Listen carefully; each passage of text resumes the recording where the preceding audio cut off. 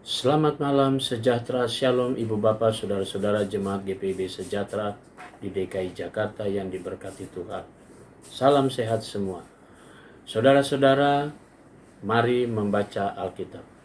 Pembacaan Alkitab kita pada malam hari ini terambil dalam kitab 2 Samuel pasalnya yang ke-23 dan 24. Mari kita siapkan Alkitab kita berdoa. Kami mengucap syukur, kami menaikkan pujian bagi kemuliaan nama Tuhan.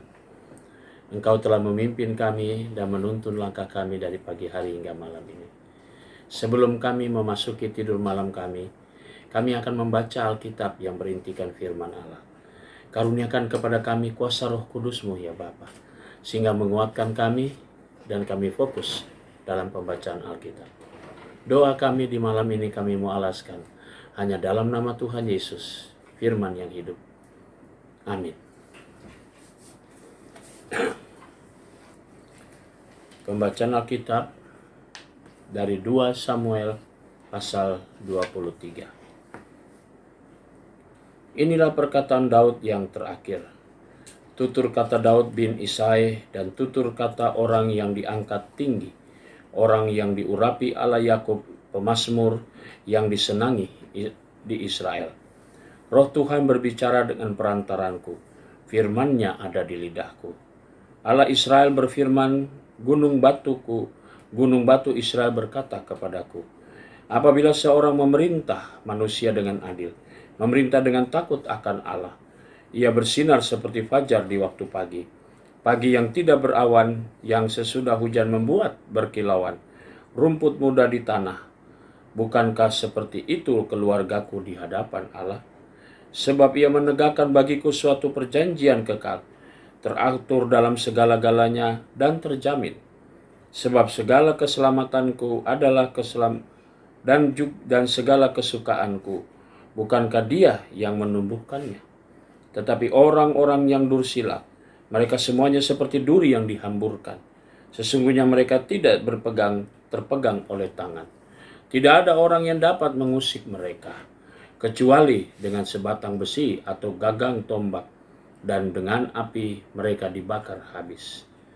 Inilah nama para pahlawan yang mengiringi Daud: Isabel, orang Hakmoni, kepala Triwila, yang mengayunkan tombaknya melawan 800 orang yang tertikam mati dalam satu pertempuran. Dan sesudah dia, Eliasar, anak Dodo, anak seorang Ahohi. Ia termasuk ketiga pahlawan itu. Ia ada bersama-sama Daud ketika mereka mengolok-olok orang Filistin yang telah berkumpul di sana untuk berperang, padahal orang-orang Israel telah mengundurkan diri. Tetapi ia bangkit dan membunuh demikian banyak orang Filistin sampai tangannya lesuh dan tinggal melekat pada pedangnya. Tuhan memberikan pada hari itu kemenangan yang besar. Rakyat datang kembali mengikuti dia hanya untuk merampas. Sesudah dia sama anak Age, orang Harari, ketika orang Filistin berkumpul di Lehi, di sana ada sebidang tanah ladang penuh kacang merah, dan tentara telah melarikan diri dari hadapan orang Filistin. Maka berdirilah ia di tengah-tengah ladang itu, ia dapat mempertahankannya dan memukul kalah orang Filistin. Demikianlah diberikan Tuhan kemenangan yang besar. Sekali datanglah 3 orang dari 30 kepala mendapatkan Daud menjelang musim menuai, dekat Goa Adulam, sedang sepasukan orang Filistin berkemah di lembah Refraim. Pada waktu itu Daud ada di dalam kubu gunung dan pasukan pendudukan orang Filistin pada waktu itu ada di Betlehem. Lalu timbullah keinginan pada Daud dan ia berkata, sekiranya ada orang yang memberi aku minum air dari perigi Betlehem yang ada dekat pintu gerbang. Lalu ketiga pahlawan itu menerobos perkemahan orang Filistin. Mereka menimba air dari perigi Betlehem yang ada di dekat pintu gerbang, mengangkatnya dan membawanya kepada Daud, tetapi Daud tidak mau meminumnya, melainkan mempersembahkannya sebagai korban curahan kepada Tuhan. Katanya, jauhlah daripada aku ya Tuhan untuk berbuat demikian. Bukankah ini darah orang-orang yang telah pergi dengan mempertaruhkan nyawanya? dan tidak mau ia meminumnya. Itulah yang dilakukan ketiga pahlawan itu. Abisai, adik Yoab, anak Zeruya, dialah kepala ke-30 orang itu. Dan dialah yang mengayunkan tombaknya melawan 300 orang yang mati di tikamnya. Ia mendapat nama di antara ke-30 orang itu. Bukankah ia paling dihormati di antara ke-30 orang itu? Memang ia menjadi pemimpin mereka, tetapi ia tidak dapat menyamai triwira itu. Selanjutnya Benaya bin Yoyada, anak seorang yang gagah perkasa, yang besar jasanya, yang berasal dari Kabseel. Ia menewaskan kedua pahlawan besar dari Moab. Juga pernah ia turun ke dalam lubang dan membunuh seekor singa pada suatu hari bersalju. Pula ia membunuh seorang Mesir, seorang yang tinggi keperawakannya. Di tangan orang Mesir itu ada tombak, tetapi ia mendatanginya dengan tongkat, merampas tombak itu dari tangan orang Mesir itu, lalu membunuh orang itu dengan tombaknya sendiri. Itulah yang diperbuat Benaya bin Yoyada. Ia mendapat nama di antara ke-30 pahlawan itu. Dan di antara ke-30 orang itu, ia paling dihormati.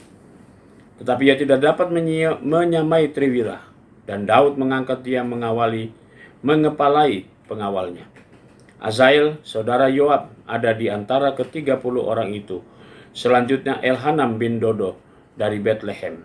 Sama orang Herod, Elika orang Harod, Heles orang Palti, Ira anak Ikes orang Tekoa, Abieser orang Alnatot, Mebunai orang Husa, Salmon orang Ahohi, Maharai orang Netofa, Heleb anak Baana orang Netofa, Ita bin Ribai dari Gibea orang Benyamin, Benaya orang Piraton, Hidia dari lembah-lembah Gaas, Abialon orang Abialbon orang Bet Araba, Asmawet orang Bahurin, Eliahba orang Saalbon, Yasien orang Guni, Yonatan anak Sama orang Harari, Ahiam bin Sarar orang Harari, Elifelet anak Ahasbai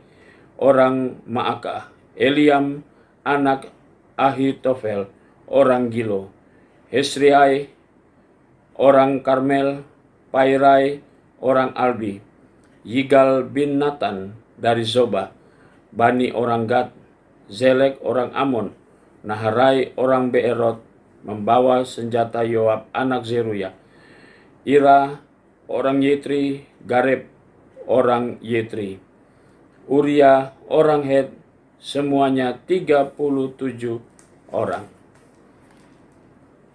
2 Samuel pasalnya yang ke-24.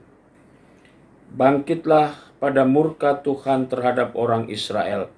Ia menghasut Daud melawan mereka, firman-Nya, pergilah, hitunglah orang Israel dan orang Yehuda. Lalu berkatalah raja kepada Yoab dan para panglima tentara yang bersama-sama dengan dia, jelajahilah segenap suku Israel dari Dan sampai Berseba. Adakanlah pendaftaran di antara rakyat supaya aku tahu jumlah mereka.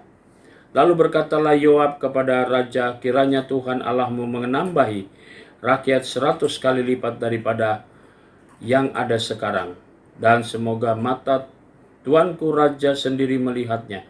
Tetapi mengapa tuanku raja menghendaki hal ini? Namun titah raja itu terpaksa diikuti oleh Moab dan oleh para panglima tentara. Maka pergilah Yoab dan panglima-panglima tentara itu atas perintah raja untuk mengadakan pendaftaran di antara bangsa Israel. Mereka menyeberangi sungai Yordan, lalu mulai dari Arur dan dari kota yang terletak di tengah-tengah lembah ke arah Gad dan Ya'aser. Kemudian sampailah mereka di Gilead dan ke Kades di negeri orang Ihet. Selanjutnya sampailah mereka ke Dan, dan dari Dan mengambil juga jurusan Sidon. Kemudian sampailah mereka di tempat yang berkubu Tirus dan ke segala kota orang Hewi, dan orang Kanaan. Akhirnya tibalah mereka di bagian selatan Yehuda, Beersheba. Setelah mereka menjelajah seluruh negeri itu, sampailah mereka kembali ke Yerusalem setelah lewat 9 bulan dan 20 hari. Lalu Yoab memberitahukan kepada raja hasil pendaftaran rakyat orang Israel, ada 800.000 orang perangnya yang dapat memegang pedang, dan orang Yehuda ada 500.000. Tetapi berdebar-debarlah hati Daud setelah menghitung rakyat. Lalu berkatalah Daud kepada Tuhan, "Aku telah sangat berdosa karena melakukan hal ini. Maka sekarang Tuhan, jauhkanlah kiranya kesalahan hamba-Mu, sebab perbuatanku itu sangat bodoh." Setelah Daud bangun daripada waktu pagi, datanglah firman Tuhan kepada Nabi Gad, "Pelihat Daud demikian. Pergilah dan katakanlah kepada Daud, beginilah firman Tuhan. 3 perkara kuhadapkan kepadamu, pilihlah salah satu daripadanya, maka aku akan melakukannya kepadamu." Kemudian datanglah Gad kepada Daud, memberitahukan kepadanya dengan berkata kepadanya, Aku akan datangkah menimpa engkau 3 tahun kelaparan di negerimu? Atau maukah engkau melarikan diri 3 bulan lamanya dari hadapan lawanmu, sedang mereka itu mengejar engkau? Atau akan adakah 3 hari penyakit sampar di negerimu? Maka sekarang pikirkanlah dan timbanglah jawab apa yang harus kusampaikan kepada yang mengutus aku. Lalu berkatalah Daud kepada Gad, "Sangat susah hatiku. Biarlah kiranya kita jauh dari ke dalam tangan Tuhan, sebab besar kasih sayangnya, tetapi janganlah aku jatuh ke dalam tangan manusia." Jadi Tuhan mendatangkan penyakit sampar kepada orang Israel 3 hari sampai waktu yang ditetapkan. Maka matilah dari antara bangsa itu, dan dari Dan sampai Beersheba 70.000 orang. Ketika malaikat mengacungkan tangannya ke Yerusalem untuk memusnahkannya, maka menyesallah Tuhan karena malapetaka itu. Lalu ia berfirman kepada malaikat yang mendatangkan kemusnahan kepada bangsa itu, "Cukup, turunkanlah sekarang tanganmu itu." Pada waktu itu malaikat Tuhan itu ada di dekat tempat pengirikan Arauna orang Yebus, dan berkatalah Daud kepada Tuhan, ketika dilihatnya malaikat yang tengah memusnahkan bangsa-bangsa itu demikian, "Sesungguhnya aku telah berdosa dan aku telah membuat kesalahan. Tetapi domba-domba ini, apakah yang dilakukan mereka? Biarlah kiranya tanganmu menimpa aku dan kaum keluargaku."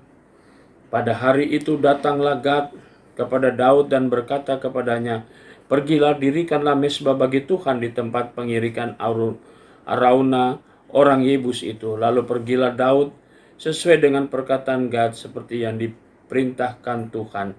Ketika Arauna menjenguk dan melihat raja dengan pengawal-pengawal yang mendatangkannya, pergilah Arauna keluar lalu sujud kepada raja dengan mukanya ke tanah. Bertanyalah Arauna, Mengapa tuanku raja datang kepada hambanya ini?" Jawab Daud, "Untuk membeli tempat pengirikan ini daripadamu, dengan maksud mendirikan mezbah bagi Tuhan, supaya tulah ini berhenti menimpa rakyat." Lalu berkatalah Arauna kepada Daud, "Baiklah tuanku raja mengambilnya dan mempersembahkan apa yang dipandangnya baik. Lihatlah, itu ada lembu-lembu untuk korban bakaran dan eretan-eretan pengirik dan alat perkakas lembu untuk kayu bakar. Semuanya itu, ya raja, diberikan Arauna kepada raja." Arauna berkata pula kepada raja, "Kiranya Tuhan Allahmu berkenan kepadamu." Tetapi berkatalah raja kepada Arauna, "Bukan begitu, melainkan aku mau membelinya daripadamu dengan membayar harganya, sebab aku tidak mau mempersembahkan kepada Tuhan Allahku korban bakaran dengan tidak membayar apa-apa." Sesudah itu Daud membeli tempat pengirikan dan lembu-lembu itu dengan harga 50 sikal perak. Lalu Daud mendirikan di sana mezbah bagi Tuhan dan mempersembahkan korban bakaran dan korban keselamatan, maka Tuhan mengabulkan doa untuk negeri itu, dan tulah itu berhenti menimpa orang Israel. Saudara-saudara, mari kita berdoa. Bapa di sorga, terima kasih untuk semua pimpinan dan tuntunan Roh Kudus-Mu. Kami mau menyerahkan hidup kami. Ketika kami akan beristirahat malam ini, Tuhan rangkulah kami. Terangilah hati dan pikiran kami dengan Roh Kudus-Mu, sehingga pikiran dan tubuh kami dapat beristirahat dengan baik. Besok pagi kami boleh bangun dengan tubuh yang segar, yang diberkati Tuhan untuk berkarya kembali sesuai dengan panggilan dan pengutusan Tuhan. Kami juga mau berdoa untuk jemaat GPIB Sejahtera di DKI Jakarta. Tuhan Yesus berkati keluarga, memberkati akan kehidupan jemaat-Mu. Tiap pribadi, tiap keluarga, Tuhan menaungi mereka dengan kasih sayang-Mu. Terima kasih Bapa di sorga. Inilah doa syukur kami, inilah ucapan syukur yang kami naikkan di malam ini, yang kami naikkan hanya di dalam nama Yesus Kristus, Tuhan dan Juru Selamat kami yang hidup. Amin. Selamat malam, selamat istirahat. Tuhan memberkati saudara.